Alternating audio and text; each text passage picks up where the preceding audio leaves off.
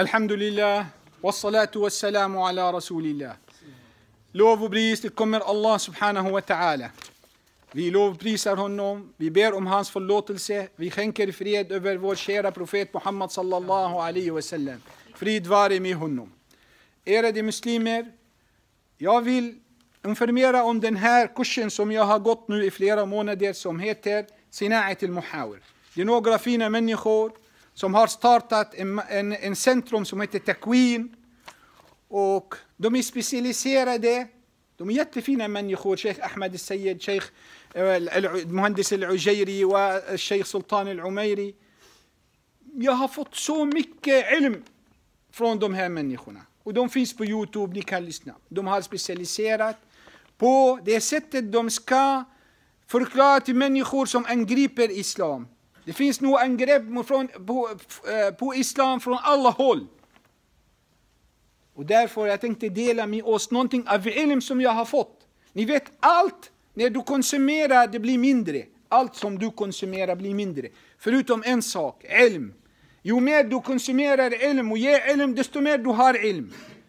Jag vill förmedla det som jag har lärt mig till er. För jag vet att ni hela tiden blir utsatta för sådana angrepp på er arbetsplats och på era skolor. Jag vet det. Många berättar till mig, de här människorna som ni kommer till Sverige, de kommer till dem i skolan och frågar dem hela tiden.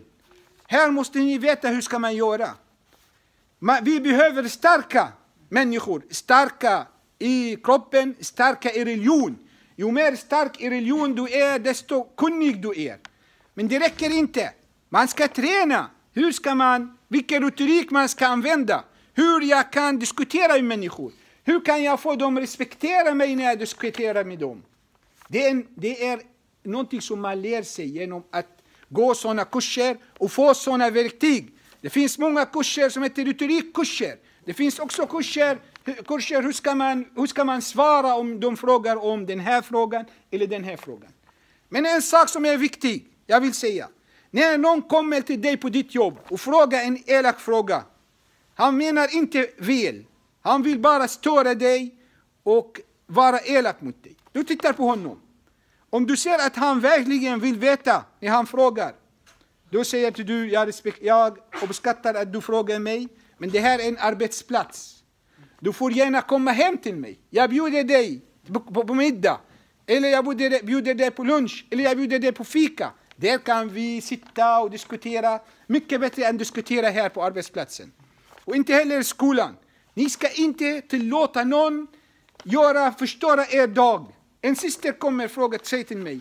Hon går och lär sig svenska. Varje dag kommer den där läraren säga till mig. Varför har du hijab? Hon förklarade igår. Men så kommer hon samma dag. Varför? Men säg till mig varför. Men jag har förklarat till dig igår. Låt mig vara. Allah i Koranen säger. Ni har er religion. Och jag har min religion. Det här är ett demokratiskt land. Jag är fri.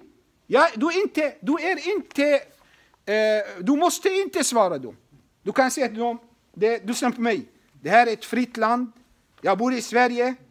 Man diskuterar inte religion på arbetsplatsen. Man diskuterar inte religion på skolan. Jag är här i skolan för att lära mig svenska. Inte för att du sitter hela tiden och frågar mig saker. Snälla, prata inte om den här grejen alls. Om de inte respekterar det och fortsätter vara rasistiska, då är det skyldig. Chefen är skyldig. Och om chefen inte gör någonting, ni kan också gå till diskrimineringsombudsman och prata med dem. Vi respekterar alla människor. Vi respekterar att man är fri, tro vad man vill. Så står det i Koranen. Men vi vill att också de andra respekterar oss. Inte hela tiden störa våra dagar eller komma och angripa oss i det mest privata. Om du inte kan svara aldrig. Om du inte är så mycket kunnig, gå inte i diskussion. Stoppa diskussionen från början. Du behöver själv utbilda dig och bli stark i din religion innan du kan förklara till andra. Den som man inte har kan man inte ge till de andra. Om du går med dem i diskussioner, då kommer du hamna i en fälla. Och den där fällan kan vara farlig. Så gå inte in den om du är inte utbildad. Jag ska förklara under de kommande khutbarna inshallah Många av de här sakerna till er, vilka saker de frågar och varför och hur kan man svara? Inshallah. Allahumma ya rabbal alamin, ya rahmanu ya rahim, farrij an al-islam wal muslimin. Ya Allah, farrij an al-islam wal muslimin. Ya Allah, farrij an al-islam wal muslimin. يا الله ارفع وأعلي شأن الحق والدين. يا رب العالمين اجعلنا خير دعاة لهذا الدين في هذا البلد. اللهم انشر الإسلام في ربوع كل العالم يا الله، لأنه رحمة للعالمين. يا أكرم الأكرمين، يا الله قوي إيماننا بك، يا الله قوي حبنا لك، يا الله قوي اتباعنا لكتابك ولسنة نبيك. يا الله تقبل صلاتنا على حبيبك محمد. يا الله هيئ لنا مسجدا في هذه البلدة.